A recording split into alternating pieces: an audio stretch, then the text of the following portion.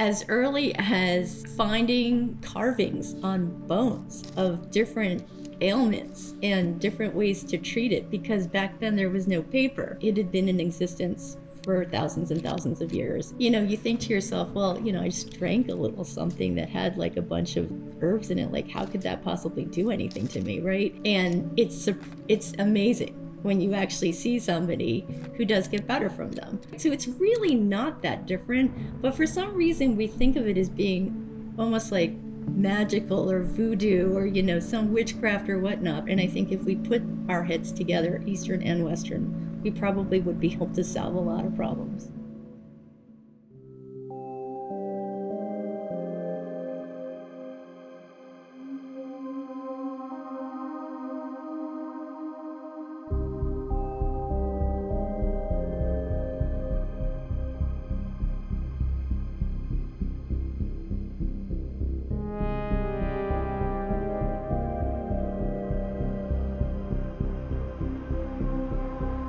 Hello, Dr. Friedman.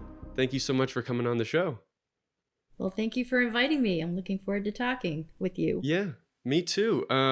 With some of the guests so far, I've brought up some of their credentials because I think it's really important to highlight those, especially in a community where few people seem to know what TSW is. And I think it's really important, especially with you, I would say. First of all, I've been doing some reading, and you got your Doctor of Acupuncture and Chinese Medicine at Pacific College of Oriental Medicine, your Traditional Chinese Medicine Dermatology Diploma at Avicenna in UK.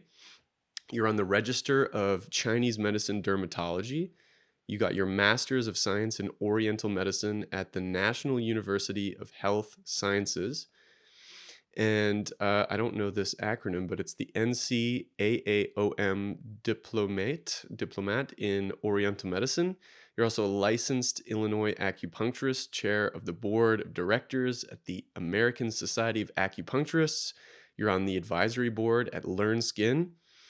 And you're also at the Illinois Society of Acupuncturists member and former vice president. And you're also the presidential alumni advisory board at the National University of Health Sciences. And I think most importantly, you are the owner of Amethyst ACU, where you treat people with all sorts of skin diseases. So that's not too shabby. Again, thank you for coming on the show. And I'm really interested because you treated me, and now sort of the tables have turned a little bit, and I get to kind of pick your brain about different stuff. So yeah, what is the hardest part about your job? Because you spend a lot of it on virtual meetings like this, talking to people who have gone through incredible experiences. What's the hardest part for you? I think the hardest part is understanding that this is a condition that very few people in the professional world are aware of, and it's not treatable in a lot of cases from a traditional or conventional, I should say, medical standpoint. I think what's really hard for me is to continuously hear from my patients that they are not recognized, and their condition is not recognized, and they feel so isolated and alone in trying to find solutions for this. And on the flip side, I think that's what makes my job so satisfying, is that oftentimes I can bring solutions to people and I can help them, and I can help them on their journey to becoming better or to heal all the way. So yeah, I think for every tough part of it, there's also this other part that can be incredibly rewarding, to watch somebody come in and not be feeling well and doing very poorly and not being able to engage in life, and then to be able to watch them get their life back. Hmm. Yeah, absolutely. And is that like rewarding part? Is that how you stay positive? Because I know I've quoted you twice now over the two different guests on the show that not everybody makes it. Not everybody feels like they're willing to fight for their life. Are there people around you that you reach to stay positive, or is the work itself enough? I think it's a little bit of both. I definitely have these opportunities to be brought into somebody's life, which is really quite an honor, to be honest. To come into somebody's life and to see them at their most vulnerable time and to walk that path with them and to actually help them in a lot of cases. I think, to be truthful, I mean, every single medicine does not work for everybody, and it's really unfortunate that that's the case. I wish I could say that Chinese medicine is the solution and everybody please use it. I have been able to help a lot of people, but there's also people who just don't respond to it, just like every other medicine in the world as well. And just like people who actually got TSW because they had a bad reaction to a medicine. I mean, people can have bad reactions to TCM because of their own personal bodily reaction to it. So, it's an interesting thing to be in medicine. It really makes you humble to realize that there are people you can help, and you're not meant to help everybody. But there are some people that you really can help and really bring to a place of a better life. And then there's going to be some people that you just won't be able to. And so that's a hard part too. Hmm. Yeah, absolutely. And I think it's really refreshing. I mean, my experience personally, that I don't know how much exactly uh, a Western medicine doctor or general practitioner, for example, would have with the patient. I think it's like 8 or 16 minutes, but the first appointment that we had together was an hour. And then after that, it's 30 minutes. So we really get the time to feel like somebody's listening to us.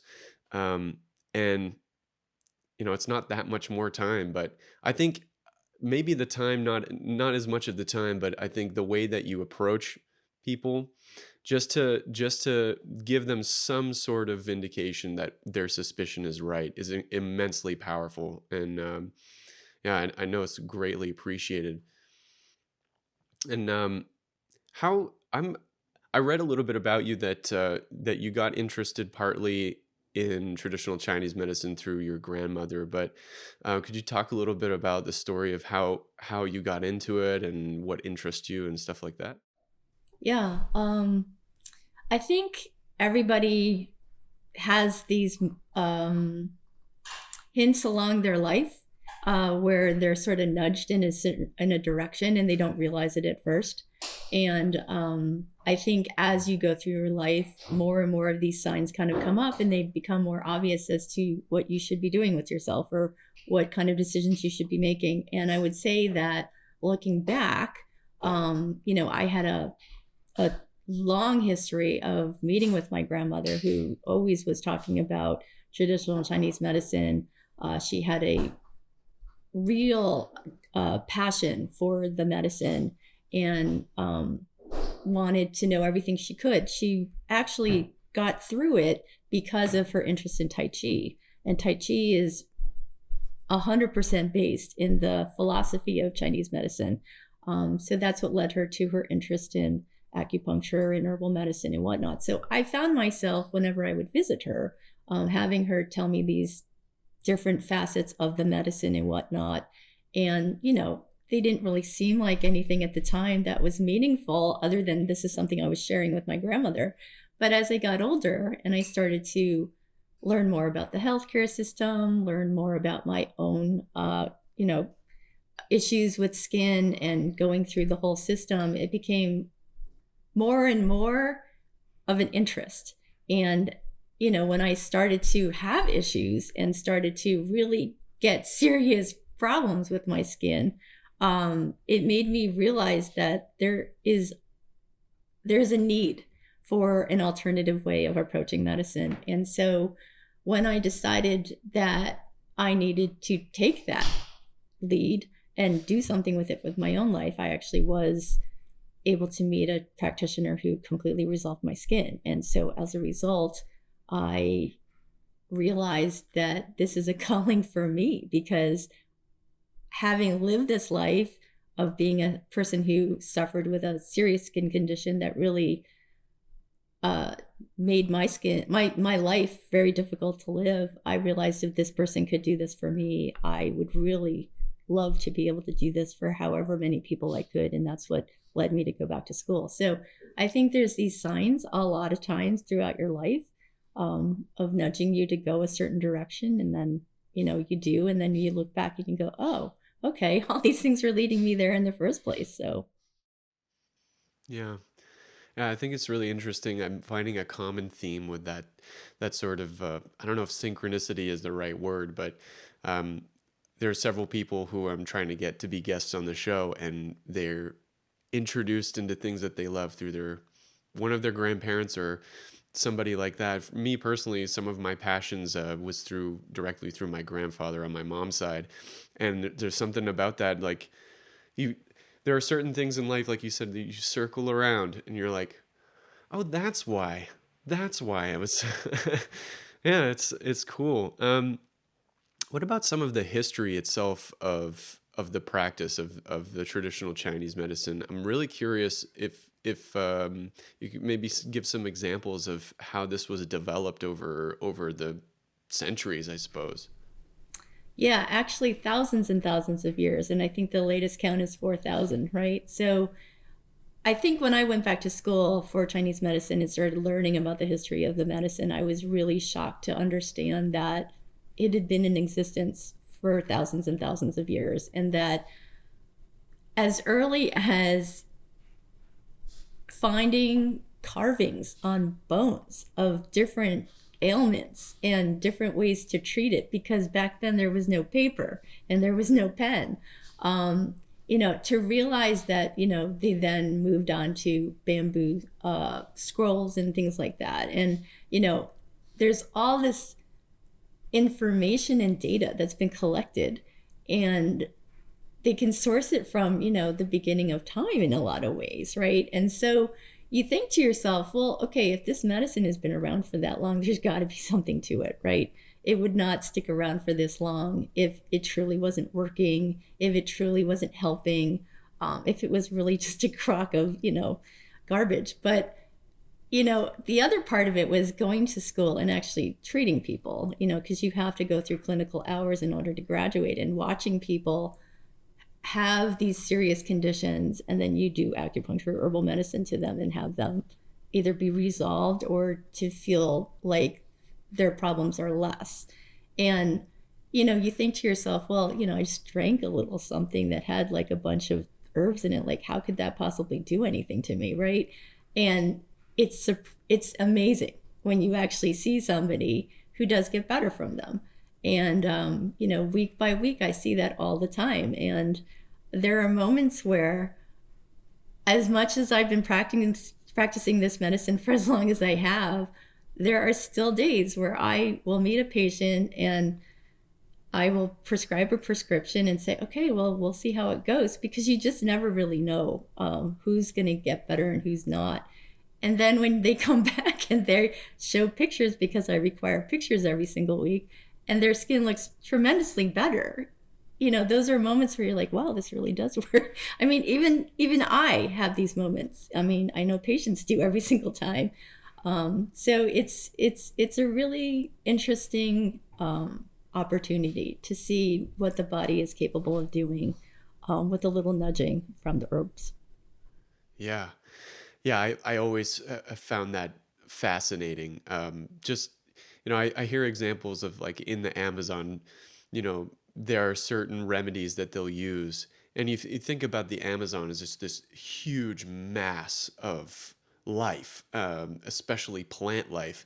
And to think that in order to make a solution of a remedy that takes one plant and then to find one of millions of other plants and pick that one, and then together they make this special medicine, and that gets passed down through the generations and through the generations, and something about it feels right to me. And that's not to say, and I've learned from you, that's not to say that herbs can't be damaging, but they're certainly of earth. And it's mind blowing, because I think me growing up and very much indoctrinated as Western medicine is the only way to go. It's shocking at first, but then it's like, of course this works. Right. I mean, And actually it's not that different than what we understand Western medicine to be, right? We think about how drugs are actually developed, right? And I mean, there's people in these laboratories who are putting together different chemicals, trying to see what works, what works against whatever mechanism they're trying to solve for, right? And that's not different from what has happened with herbs. I mean, essentially, we're looking at the same problem and we're trying to figure out, does this herb do anything? Does that herb do anything? Okay, I noticed that this herb does a little bit of something, but we need to take care of this other part, this other symptom, right? And so why don't we mix it with something and see if that combination actually works to take care of all these different symptoms, right? So it's really not that different, but for some reason we think of it as being almost like magical or voodoo or, some witchcraft or whatnot, but it really is the precursor to thinking about what chemicals work together. And honestly, if you don't have microscopes, if you don't have all the different machinery or instruments to extract specific chemicals from the herbs, like this is the best that you can do, right? It's just to test them and to just see how do they work on this particular condition. I think, now we have the means to actually take apart herbs and really think about all the different chemicals that actually go into them.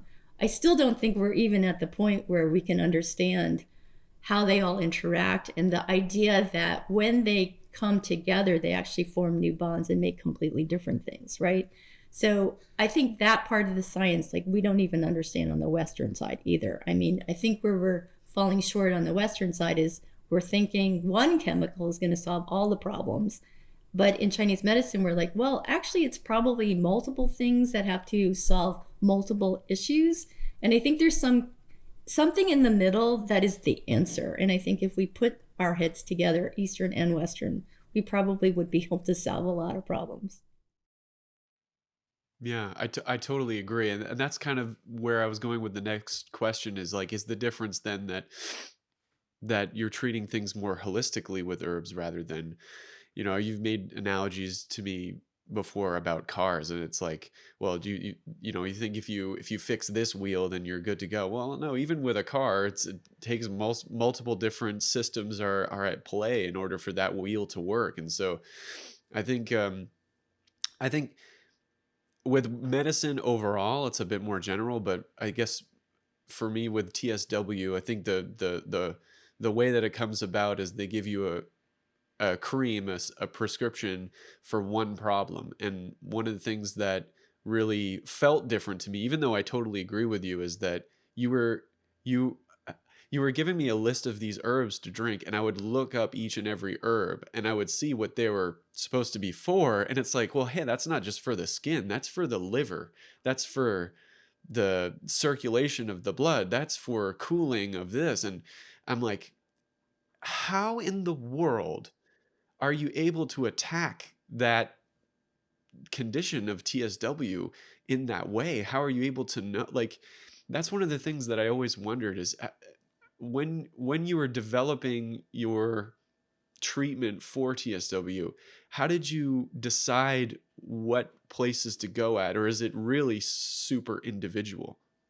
It's very individual. And I think that's the beauty of Chinese medicine is that we can look at each person as a unique individual and really think about what is the symptomology that you have? What is the pattern that this is speaking to? And then actually figure out, well, what would cause this pattern and actually treat that. I think in Western medicine, we typically go, oh, well, you're itchy, so let's try to get something that stops the itch. And instead of like going to the root cause of the itch and figuring out, well, why do you have the itch in the first place? We just shut down a system so that you don't itch. So my analogy, as you brought up before, of the car, is that, the lights are blinking and you can't get them to go off. So why don't we cut the wire? And now you don't have blinking lights anymore, right? What we do in Chinese medicine is we think more about it as a garden. Your body is a garden, and we have to give it all the right things in order for it to promote the best possible health of the plant, which is you, right? So the soil has to be the perfect pH, or not perfect, it has to be the right pH, or at least in that window, right? All the things that go into making that soil, right, is all the other life that's in there. So think of it as the microbiome, right? Sunshine, water, air, temperature, all these things. And, if you have other pathogens going on, that's going to affect that plant too, right? And what are you growing around its environment, right? So it's all these different things that you have to consider when you're looking at a condition. And then when you're actually looking at somebody's symptomology, you have to say, okay, what's missing in this picture? What do they need to be able to bring that perfect environment back? Because something's not right, and that's why that plant is not thriving, right? So it's a little bit different in terms of looking at the body. We think of it in terms of, as you said, holistically, but holistically is such a funny word because we kind of throw it around a lot, but we don't really think about, well, what does that mean? And it really means we look at all the components that are playing into you and what do you need in order to thrive as much as you possibly can. And we're also talking about psychological, we're talking about mental, we're talking about, how much stress are you handling all the time? I mean, are things going on in the background of your life that, are really, really difficult to deal with? So I think we kind of look at things from a Western perspective as, okay, it's just the skin, it's just the outside of your body.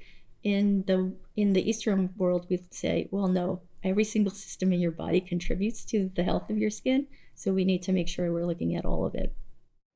Right around this point in the podcast is usually where I see hosts whip out the sponsorships.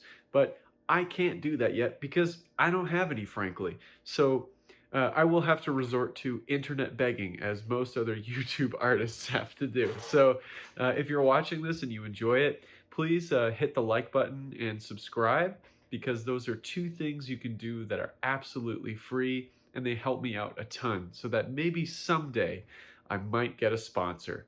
Thanks very much. Back to the show. Yeah, and when you talk about a garden, and I think about regenerative farming, and I hear that it doesn't take very long to mess up the soil in your farm or your garden, but in order to build it back up, in order to make it fully healthy again and fully functional organically, it takes a long time.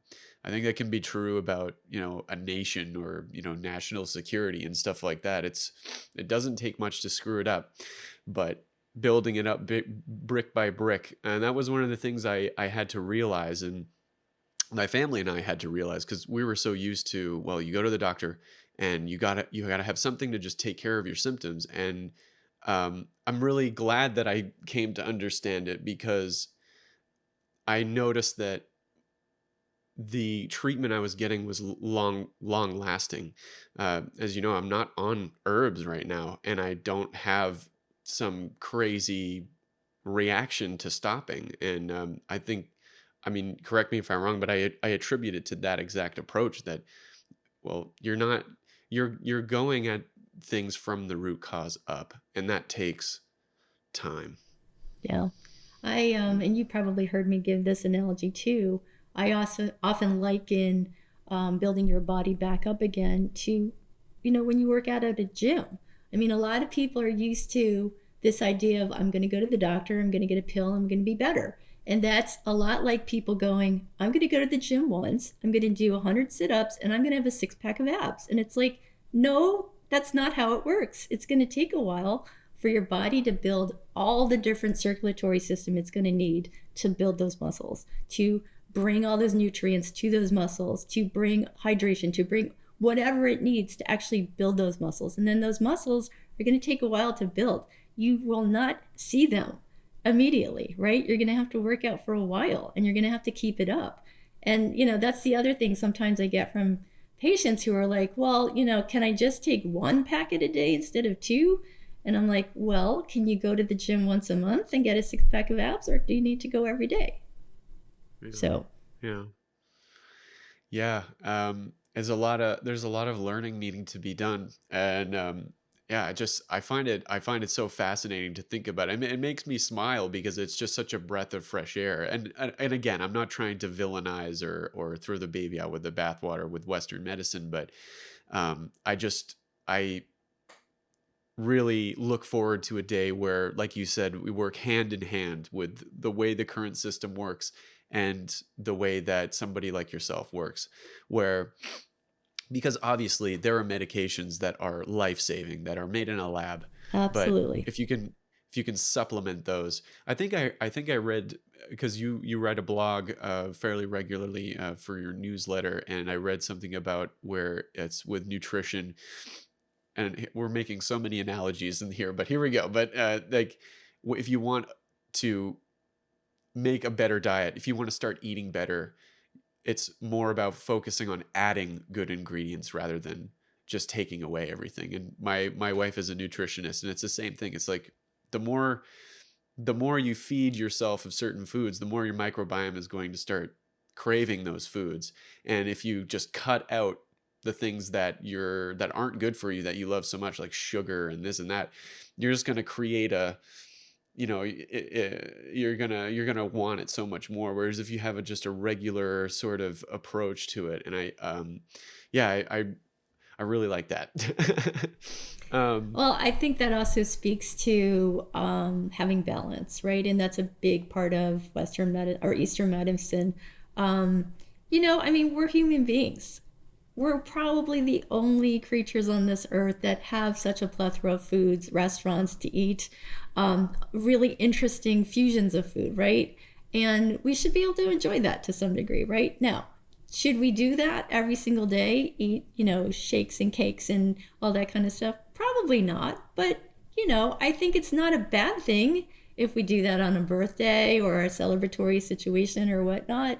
I think that it's important to be able to enjoy being a human being, but also understanding that there's certain foods that are going to feed your body and keep you alive and thriving, and there's some that are just for fun.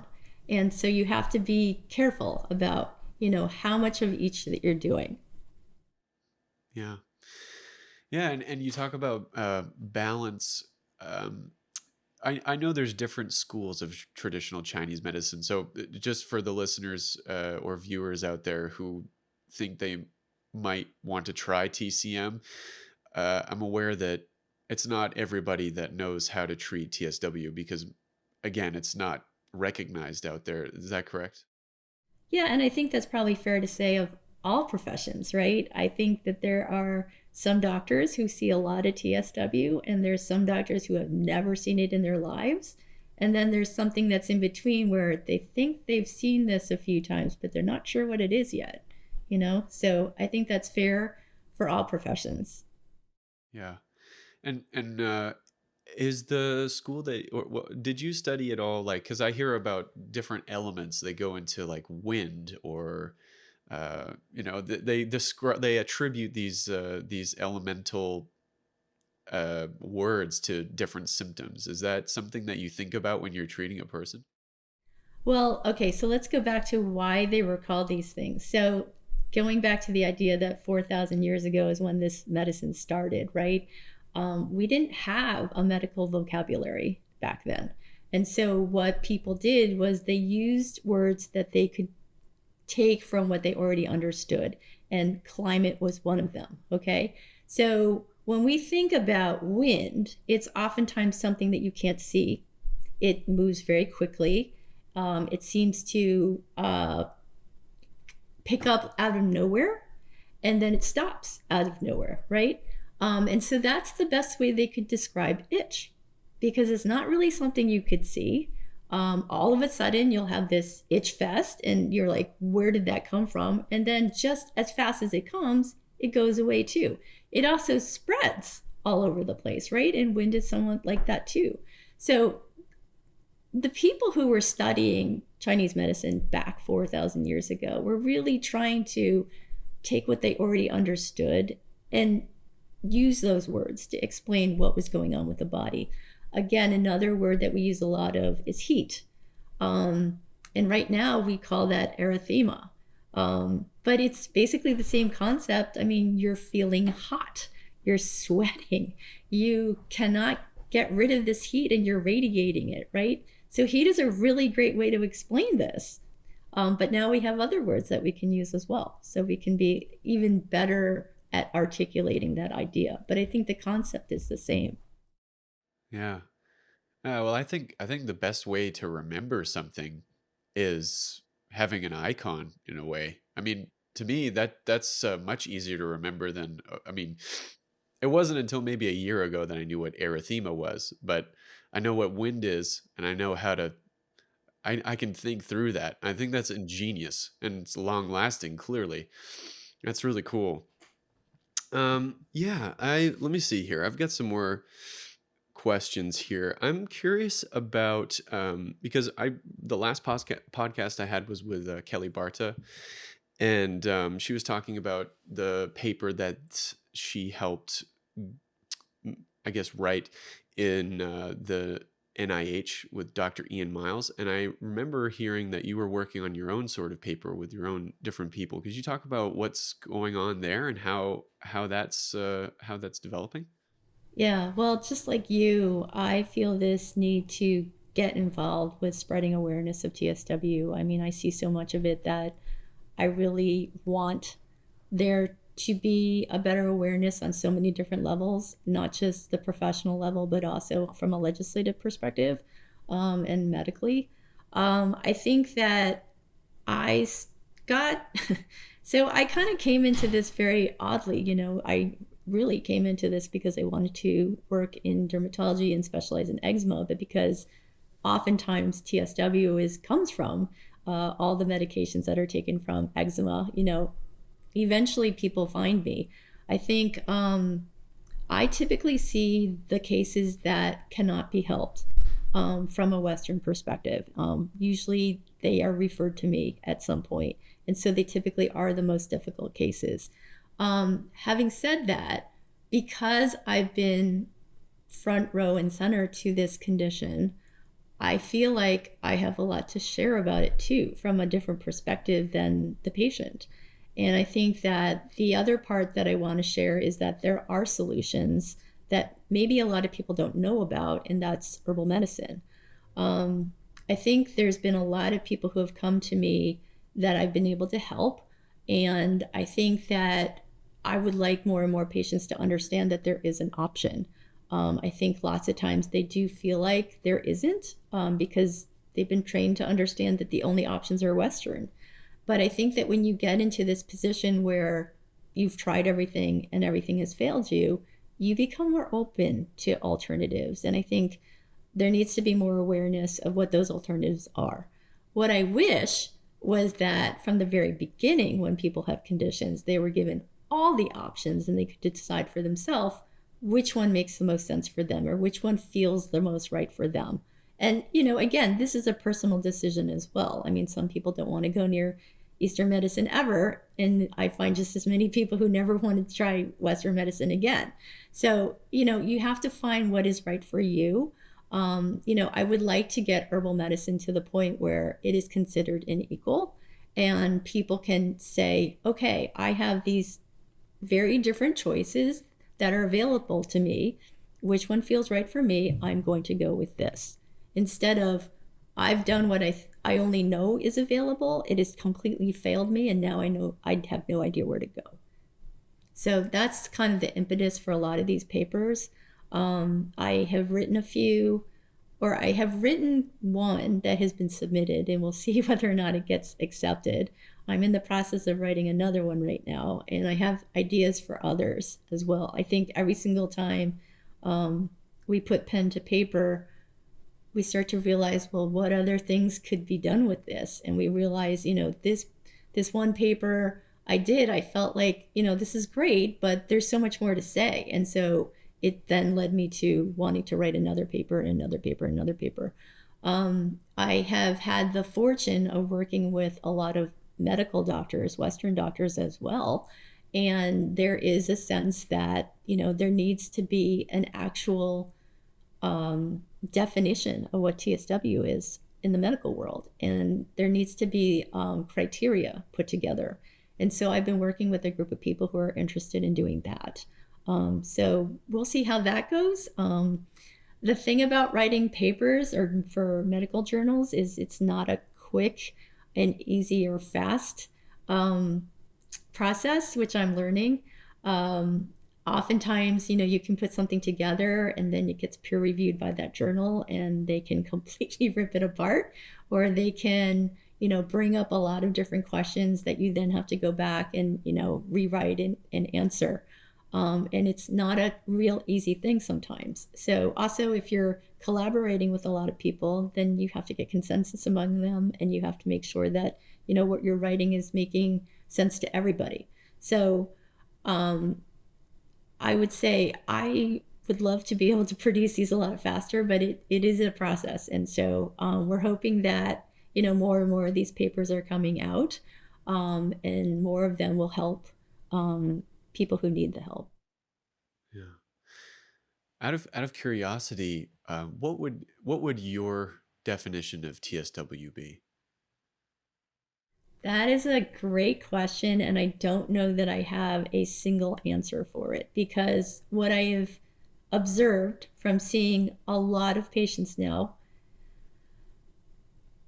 it really depends on the severity of the condition, how long you've been in this without treatment, what have you done in in trying to treat it, and what else is going on in your life. I would say that it's not a cookie cutter condition. I mean, I think that there's so many different symptoms and not everybody gets all of them. And so when people say, well, I saw this patient and they had this, this, and this, but they didn't have that, so they can't have TSW. And I'm like, well, I don't know about that. Hold on.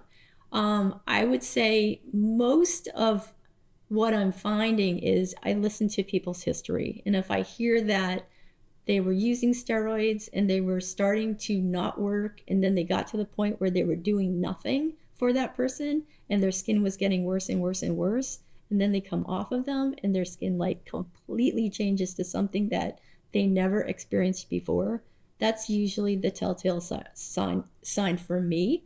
In terms of symptomology, I would say there's so many different symptoms, and like I said, not everybody has all of them. Some people can have all of them. Some people can have a few of them. And then, depending on where you are when you come to see me, I've seen patients who have gotten a lot better, but that last few symptoms just won't go away.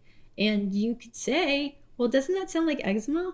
And I'll say, well, given the patient's history, I don't think it is.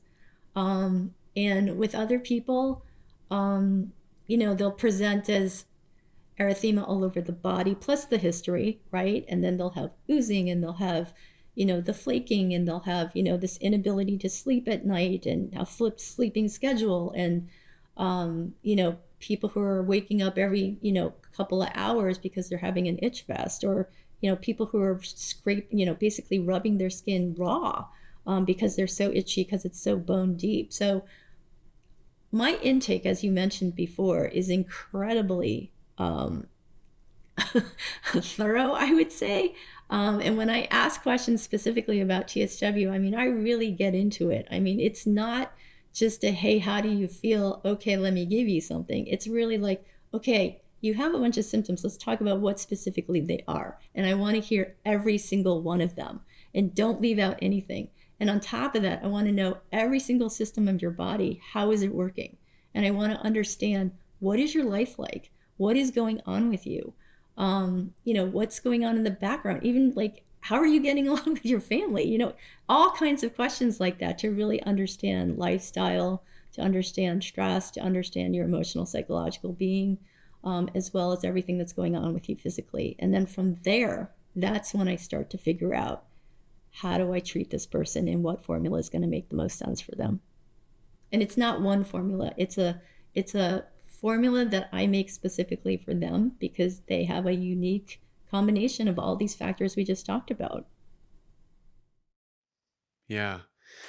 Yeah, I'm really glad you answered in the way you did. I mean, I wasn't exactly looking for a clear-cut definition, because I think I agree with you in talking to people who have gone through this or are currently going through it. You're absolutely right. It's so complicated. It's not just as simple as, they use topical steroids and now here they are. A lot of these people, they use something like Protopic, or they had breaks in between. Maybe they had eczema when they were a kid, maybe it stopped and then it came back. And there's so many factors when it comes into it. And I imagine that's probably very difficult when you want to write a paper, for people who are used to an exact science. They want an exact definition, and if it's not that way, I imagine you can probably run into some roadblocks. But yeah, I really felt that way too when I went through the intake with you. And I again, I say breath of fresh air because I wanted it to be that way. I wanted somebody to actually ask the real questions, the hard questions. Where is this from the beginning? And you did. And slowly but surely, I noticed that month by month, those symptoms would start to go away. And not just random symptoms, but the ones we were addressing in those months. Um, and yeah, I'm just so grateful that somebody out there is doing that. And the way that you answered that question is very consistent with your character and the way that you treat people. Um, Moving on to just one more thing, I'm really curious about, because uh, if I may go back a little bit to the paper with the National Institute of Health, their sort of conclusion was that using things like metformin or berberine, which is the like natural form of metformin, there are these things that are meant to lower blood sugar, or blood pressure. Man, I'm put on the spot, but I forget which one it is, but it has to do with blood. And I brought this up to you, and you mentioned that, well, I already used some of these herbs in the treatment, and I'm curious that are there other herbs that you think could be used, um, just the same as you could say like berberine is sort of equal to metformin? Are there other herbs that you think doctors already have in their tool belt that they could adjust for people who have TSW, rather than trying to learn traditional Chinese medicine and get a degree in it or whatever? What are some things that they could augment just a little bit to help TSW patients? Yeah, so I think that paper was really interesting, and I think there was an interview with Jennifer Fugo and Dr. Miles to talk about it. And I think a lot of people kind of took it as, no, this is the one thing you should do, and that's going to help your TSW. And Dr. Miles was really clear that he was trying to say, this is a starting point, and we should do more, research on these things. But this is starting to point to certain things. About berberine, it's actually an ingredient in several different herbs, and it's part of an herb. It's not the thing. I think that's the other part where people, and I think science kind of points us this way. We are so used to saying, okay, one ingredient is going to do everything for us, and that's not really the case. I would say, I would liken this to food. You cannot eat one superfood for the rest of your life and nothing else and expect your entire body to continue to perform the way it has been, or even better, right? And for the same reason, that's why herbs, you typically get a lot of different types of herbs in your formula, because there isn't just one thing that's handling all these issues that are going on with you. So herbs are very complicated. They are not just one ingredient. And again, going back to what I said earlier, when herbs are actually cooked together, which we typically do for formulas, they form different bonds that then make different kinds of things, different chemical structures and things like that, which also act on your body. So there's this twofold process that actually happens when you combine herbs with your body, which is very different than what we keep thinking of in terms of, well, it's got to be this one thing, and that's going to take care of everything. And I think it all starts with germ theory, because we originally were looking for a way to kill a particular germ in our body. And usually it was one chemical that could do that. And so everybody thought, well, okay, if we can do that with pathogens, why can't we do this with all these other things that are happening in our body? But the difference is that a pathogen is an external agent coming into the body and then affecting it, right? When we're talking about TSW, we're talking about something that's already happened to the body, and now we're dealing with the aftermath. I love talking in analogies because it helps people understand, or it helps them take these ideas and kind of make them a lot easier to digest. But I think of it lots of times like TSW is essentially, there was a car that hit a wall, and now you're dealing with the car. But everybody keeps looking at the wall, and the wall is the steroids. And they're like, well, there's steroids still in my body. And I keep saying, no, they're not there anymore, but the damage has already been done. So it's just like that car hitting the wall. The wall's gone, but look at what happened to the car. And now we have to fix the car.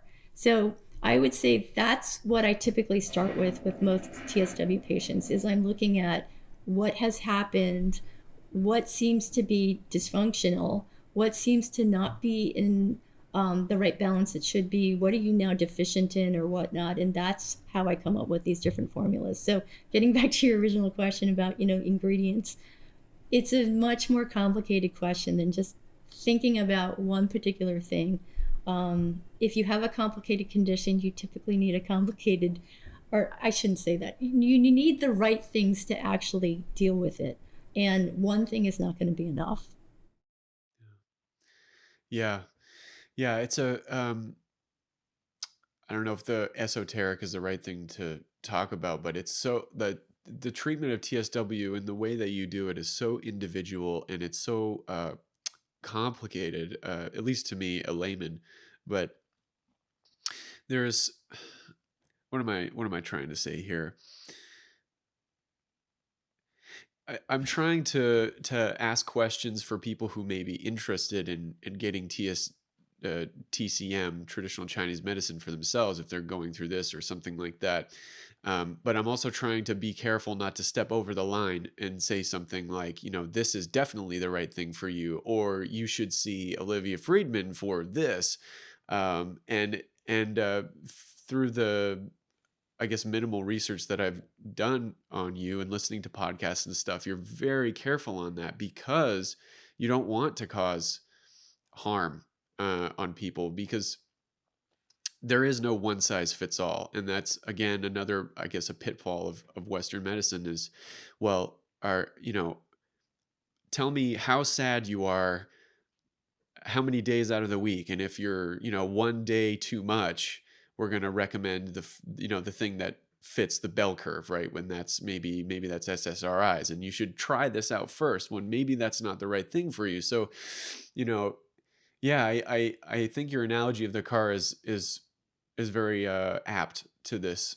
And there's so many different things that you deal with. There's, I'm just trying to remember from my treatment is like, well, how are you sleeping? And then, how much heat is coming out of your body? How much heat are you experiencing during this time of the day? And, I really wish that there were more people like you out there. So people who have a completely different ailment, let's say, are able to get that treatment. And as far as I know, this is not a thing you can just go get that's covered by insurance. Is that right? Yeah, that's the sad part, is that TCM is not recognized by most insurance companies. However, the one thing that is nice is that a lot of times if you have a flexible spending account or a health spending account, they will cover appointments and herbal medicines. I would recommend patients to actually call their companies, their insurance companies first, to see whether or not they will be covered. Not insurance companies, but their health spending accounts and whatnot, to see if they're covered. Most of them do. And a lot of my patients have been very happy to find that out.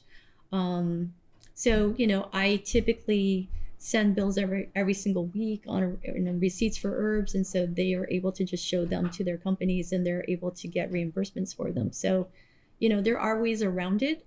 But, you do have to initially put that cash outlay out, and you do have to put that money aside in that spending account, which is a little bit different from insurance, where they oftentimes cover a lot of it and then you pay a smaller amount. So, I'm hoping that someday, and another reason why I want to write these papers is that we need to show that there is efficacy in this medicine and that there's a reason why, insurers should actually include it.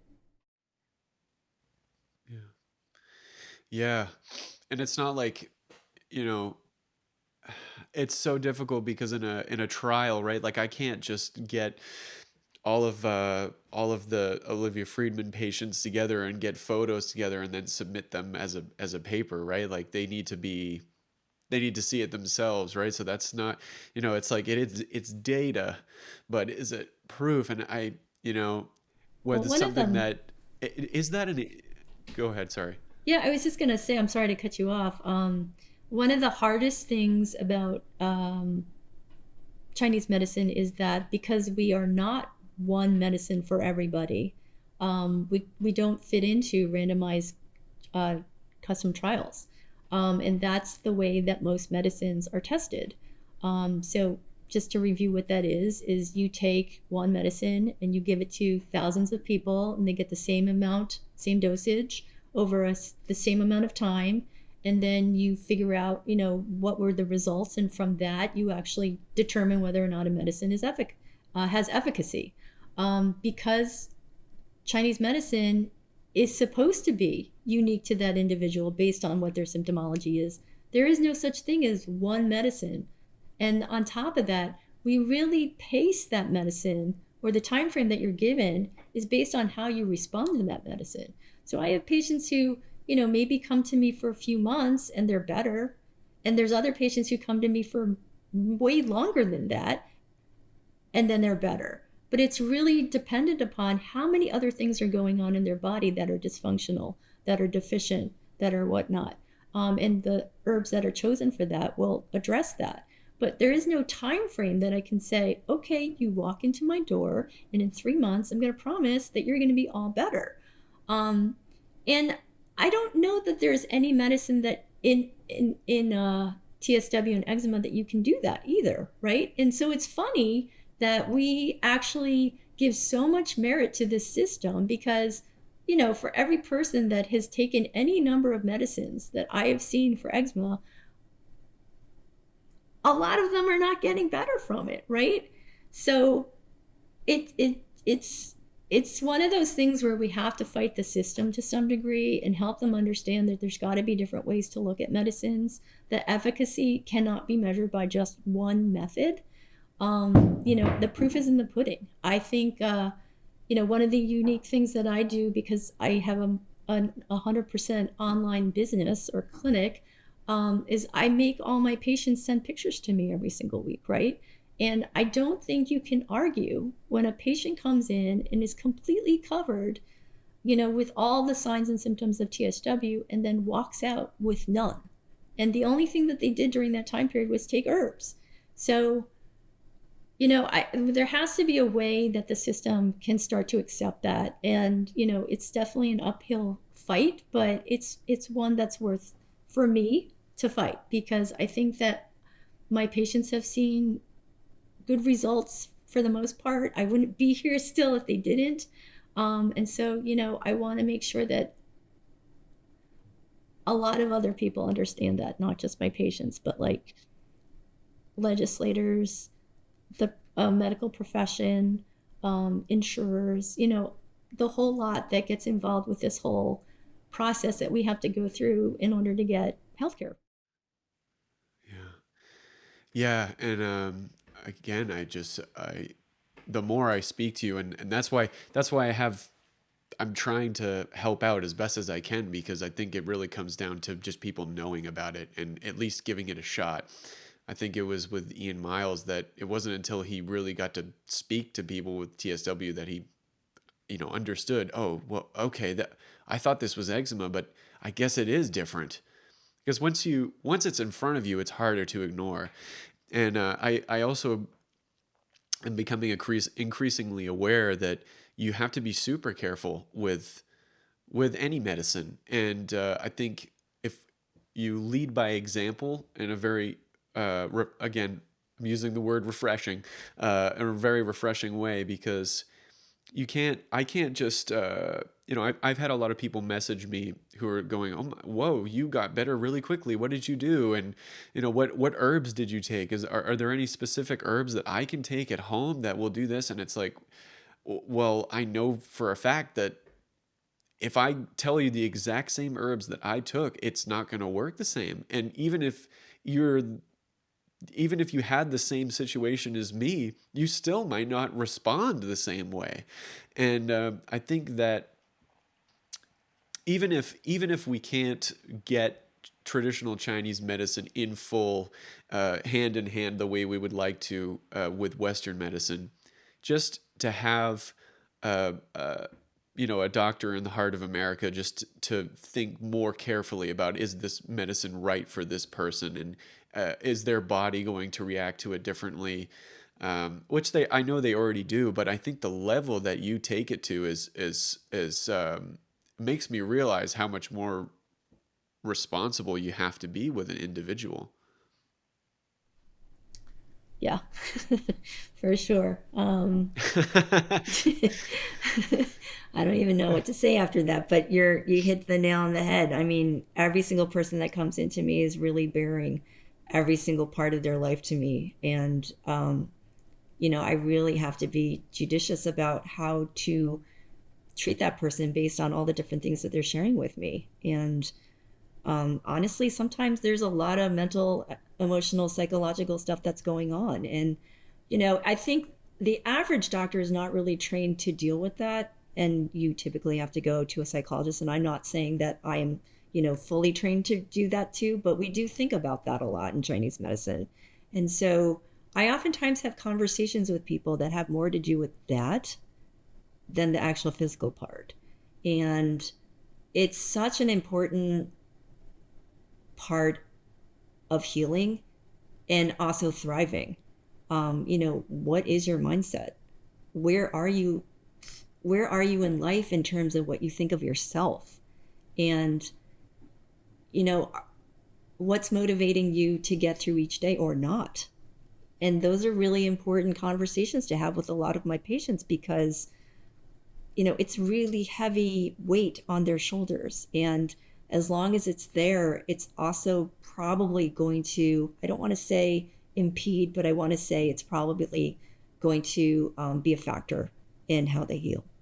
So I think my conversations with patients are probably unique in the medical world, because I don't think your average dermatologist is having these conversations. But in Chinese medicine, we feel like it's an important part, and that we kind of have to address it. And if I am not completely at a point where I feel like I can deliver everything that person needs at that moment, then I will definitely refer them out to, somebody who is professionally trained and can help them.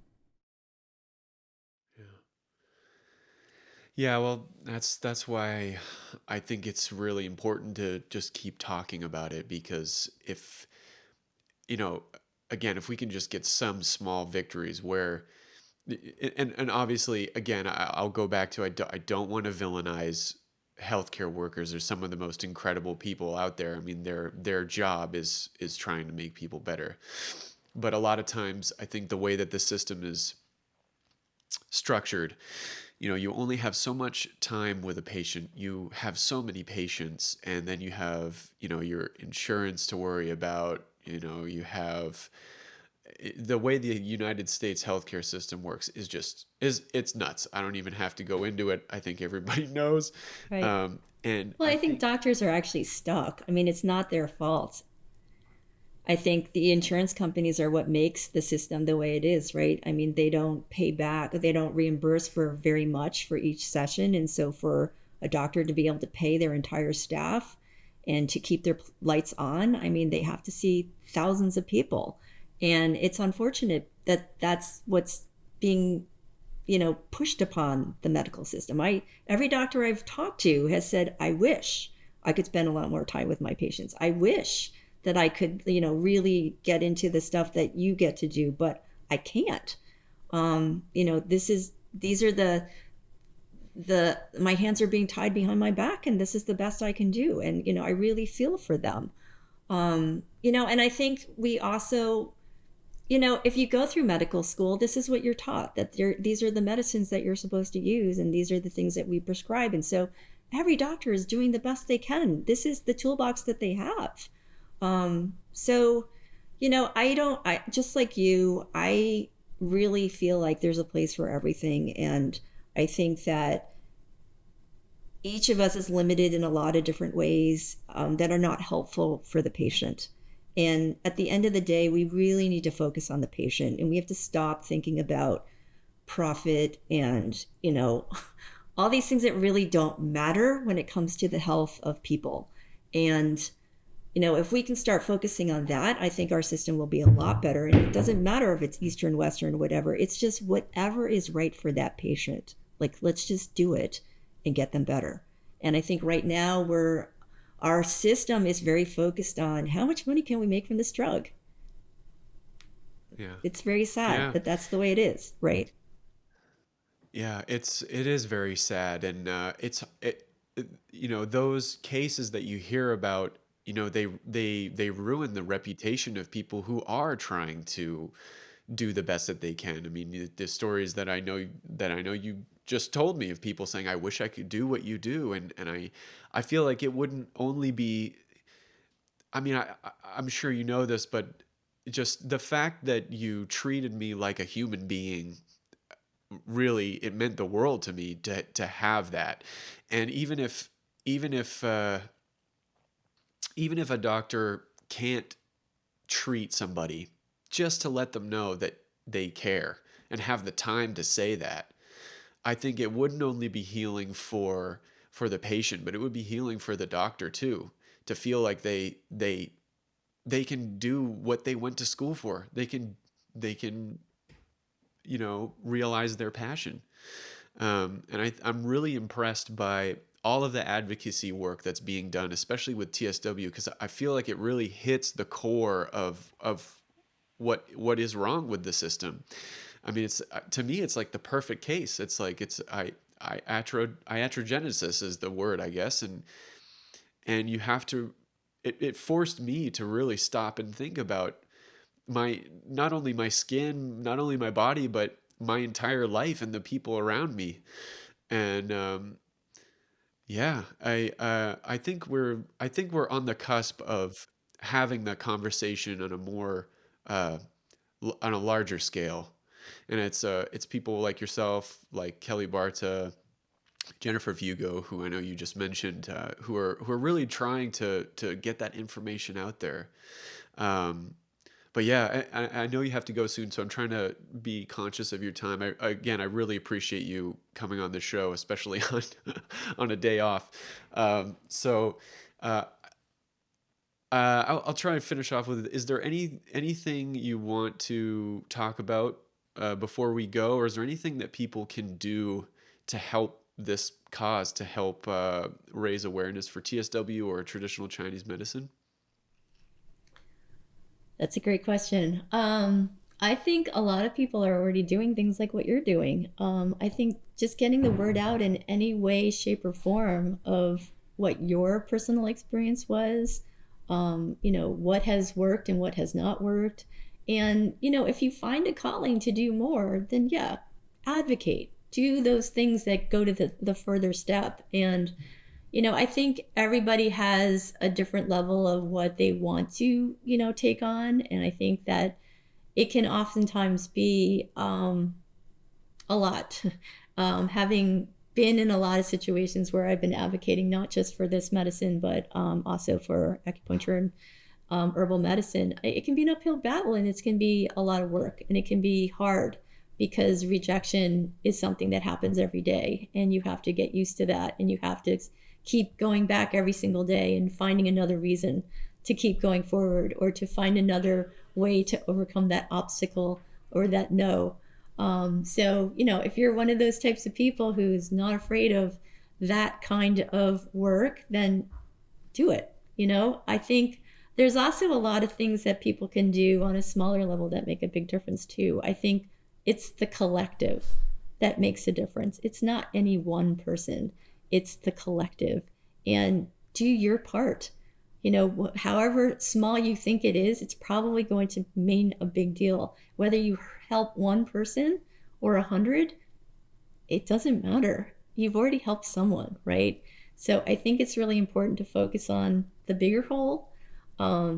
Nothing has ever happened quickly, as you mentioned before. I mean, if we look at all different things like slavery, gay rights, whatnot, I mean, those were not things that happened overnight, right? And they were not handled the way they should have from the beginning. And I think that something like TSW is following that same path, is that it's going to take a little while for awareness to get out there. It's going to take a little while to get in front of the right people who can actually do something about it. It's going to take a while for that process to work itself out so that we can get to the point where we actually have all the things we need to make it right. So I think people have to be realistic about what that timetable is. And at the end of the day, you may not be the person who's going to run that to the end zone, but you might be the person who helps to get the ball down further down the field. Yeah, perfect. Yeah, I think if everybody just focuses on just one thing, if they can just do one thing, it's certainly better than nothing, right? A lot of people don't want to give that homeless person all of their groceries, but if everybody gives them a penny, if everyone gives them a quarter, it does matter. I totally agree with you. Thank you so much, Dr. Olivia Friedman. I really appreciate your time and your conversation. This was awesome. You're so welcome, JP. I really enjoyed talking with you today, so thank you so much for inviting me. Oh, you're very welcome. Take care and have a great rest of your day. Thanks, you too. Bye-bye.